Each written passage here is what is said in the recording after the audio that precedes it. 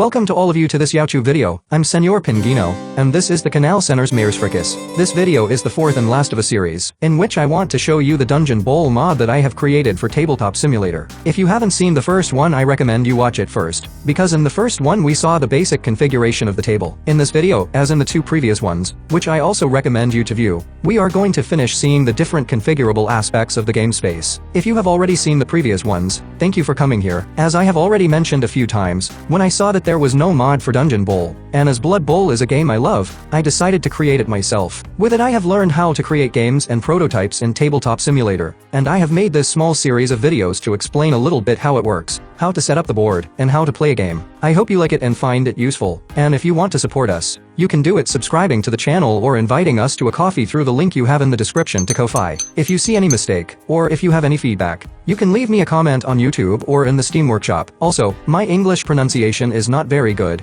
it's something I'm working on, so the English version of this video will not be voiced by me. However, in order not to have to record everything twice, in the videos we will use the English version. In Spanish you will find exactly the same options. In this fourth video we are going to focus on the different gaming accessories available on the table. We will close the configurator, place the chests and portals, and change the lights to give a more unique atmosphere to our table. Finally, although it is not included in the mod, we will see where to get miniatures, and how to bring the game manual to the table, to make it easier for the players to consult the rules. This is all we will see, so let's get started.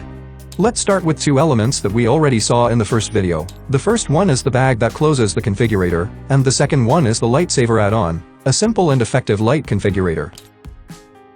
Let's start by loading a board, in this case for 4 players, and choose one of the predefined scenarios. In this case we will select the Quiet Waters scenario. Once all the elements have been loaded, the configurator tells us that we have finished. So we go to the end of the game accessories section where the bag is located. We click on the Close Configurator button, and as we can see it has already been picked up. It's as simple as that. Next to this we find the light configurator. Thanks to this tool we can change the lights of the stage for some preset ones, or save our own configuration. As you can see, each of the scenarios has lights configured, as well as a normal mode, which is the one we have been using until now, and a dark mode. Taking advantage of the scenario that we have displayed, we are going to put its lights, so that you can see the change. If you look at it, when we change the lights, the main light becomes more yellow and the shadows more bluish.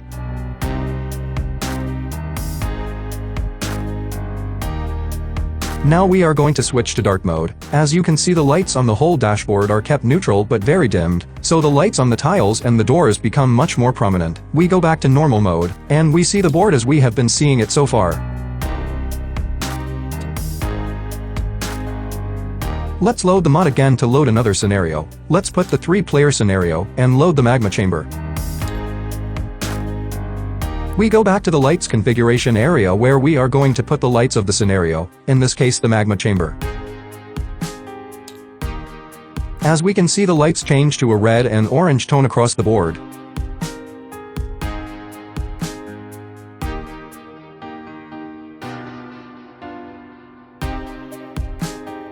We switch to normal light. Let's set one last scenario, load the mod, select 2 players, and load the Rotten Swamp. We go back to the lights configuration area, and we are going to set the lights of the scenario, Rotten Swamp. As we can see, the lights change to a purple and greenish tone.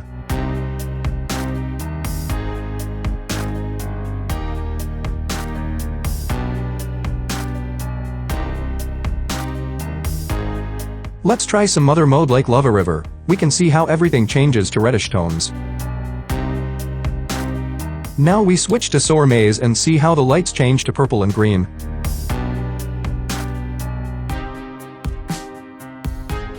We're going to switch back to normal lighting, and now we're going to see how to set up our own lights. To start, we're just going to the top of the screen to Options, Lighting. This brings up a panel. The first option, Light Intensity, controls the main overhead light that illuminates the table. In the bottom option, Light Color, we choose the color of the light. We are going to configure some strange colors for our new light, but the idea is to emphasize them. We select a pink light as the main light. We are not going to give it much intensity.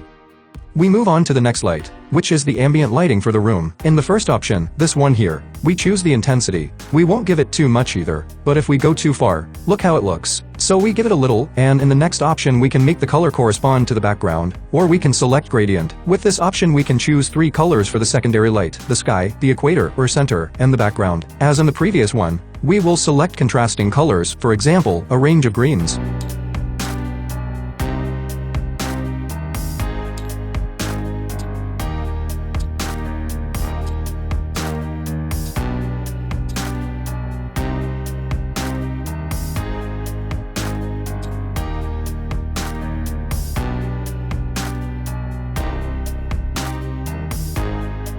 Finally, we have the reflection option, which, if you can see, affects the amount of light that some objects will bounce on others. The lower options of lookup texture are used to texture the lights. Try them to see if any of the options adapts to what you are looking for, but in this example, we are going to leave them as they are. Now close the light configurator and go to our lightsaver table add-on to save the light. Right-click on it and in the name field, put the name you want to give to the light set. In this example we are going to put Pink Panther. Click outside and press the save button. Now, as you can see, a set of lights with the name we have put in has been added at the end of the list. We are going to change the lights to normal, and so that's all we are going to see about lighting. Now we are going to move on to the front part of the configuration panel. Of the 3 elements we have yet to explain, let's start with portals. We already saw this in the first video, but we are going to go over it again. To draw one of the portals, simply click on the large portal and drag it out. The portals come out randomly, so there's no need to worry about setting up the board. Let's pull out a couple more portals. As you can see, and as we explained in the 3rd video, each of the portals has a number that corresponds to the face of the portal's die. To see the number of the portal, simply place the pointer over the portal, and the portal number will appear. It is recommended that when we place all the portals, we block them. To do this we click and drag selecting all the portals, and right-click on them and select Toggles and Lock. This way we avoid moving them by mistake, or that the models collide with them. As for the chests, just like the portals, they come out randomly. We do the same, click on the chest and drag it. We are going to take them all out and place them on some of the tiles.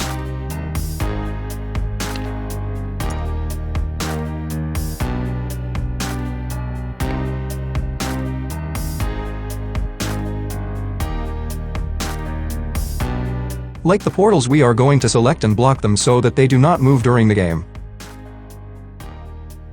With the chests already placed we are going to see the 3 states they have. In the first one, which is they come out, they are closed. If we right-click on one of the chests and we place us on state, the second state is empty, and the third one is open. When one of the players wants to open a chest, we just change the open state, and depending on the chest a bomb or a ball will appear. We are going to open chests in the first one, bomb. When the bomb appears in the chest, an explosion template appears with it, indicating the squares that are affected, as explained in the game rules. Bomb. Bomb. Bomb. Ball. Bomb. Once the chest is opened, we can change its state to empty, remove it from the table, or put it back in the chest we took it from, because we won't interact with it again during the game. The last of the elements are the balls. As we explained in the first video, when we take the first ball out, I don't know why, the particles go a bit mad. If anyone knows how to fix it, I would appreciate a lot any help. But there are 2 very simple ways to fix it. The first one, take out another ball and delete the first one. The second is changing the state. The balls, like other elements, have several states. In this case, in state 1 we have the ball without a base, to carry it with the miniatures when they catch it. In the second state we have it on a base, which is more comfortable when the ball is on the ground. On the other hand, I have placed the particles to make it easier to locate it. Right now we have an empty table. But when the miniatures begin to gather on the same tile, it can be a bit confusing to know where exactly the ball is. And we have already seen all the components of the table. Next, we are going to see a couple of details that, although they are not included in the table, from our gaming experience, help a lot in the games. The first one is where to find the miniatures, and the second one is how to put a rules manual on the table. Let's start with the miniatures. You can search for the ones you want. In the Tabletop Workshop, you will find a lot of options, but I personally recommend the ones from the Virgin Workshop. I don't know if I pronounced it right. I'll show it to you so can see it, and I'll leave the link in the video description. As you can see it has miniatures of all teams, and the most interesting thing is that they are all scripted. The miniatures are really cool. And although I'm not going to make a detailed tutorial, I'll show you how they work. I'm going to take out some ogres that I have here, and I'll show you how they work. One of the things I really like is that the bases change to the color of the player you have selected. Right now I have the red color, and that's why they look like that, but I'm going to change the color now to blue.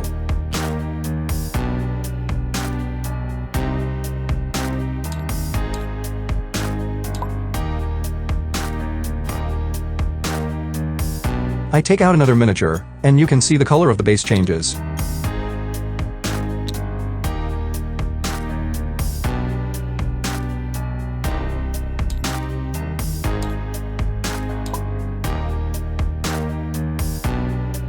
I change the color back to green, and the bases change again.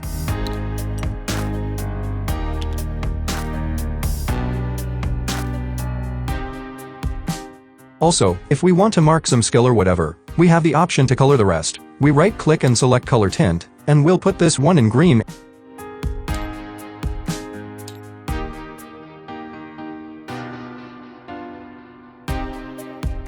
And this one in red, for example. You can change the player numbers, you can put the icons of the skills and a few more things. I encourage you to download them and look at all the options. Personally, I like two options. The first one is that if we right-click on one of the miniatures, we can choose whether it has been activated or not. For it, we do right-click on the model, and in the first option, activate on off, we click. As you can see now, the base has become such as transparent, which means that this model has been activated. We do the same again, and it returns its non-activated state. The second thing I like is that we can change the state of the miniatures in a very simple way. To do this, we right-click on the model and select State Selection menu. A menu opens, and in it we have all the states: standing, knockdown, stunned, carrying the ball, hypnotized. And in the ogres we also have bonehead. Very simple and very well worked.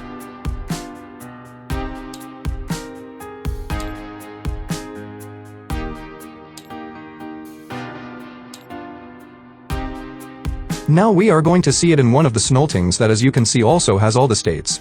A great job in miniatures that are a delight to play with.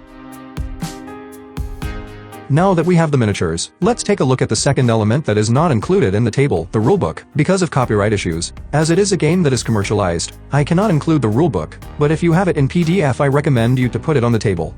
In my case, I have scanned my rulebook with an Android app, Adobe Scan. It's easy, it doesn't take much time, and it's not complicated at all. This is the website in case you want to download it. If you have it in PDF, you can skip this step. To upload the manual to the table, simply go to the Objects menu at the top, click on Components, Custom and Custom PDF. Once we have done this, we place the PDF, and an upload menu appears, like the one in the team logo. Select the folder, locate the PDF file on your computer and open it. Important: if we want all players can see it, we have to upload it to the Steam cloud. Select a folder in the cloud. In my case, I'm going to save it in this one, as it's the one I use for testing. We wait for the upload and click on Import.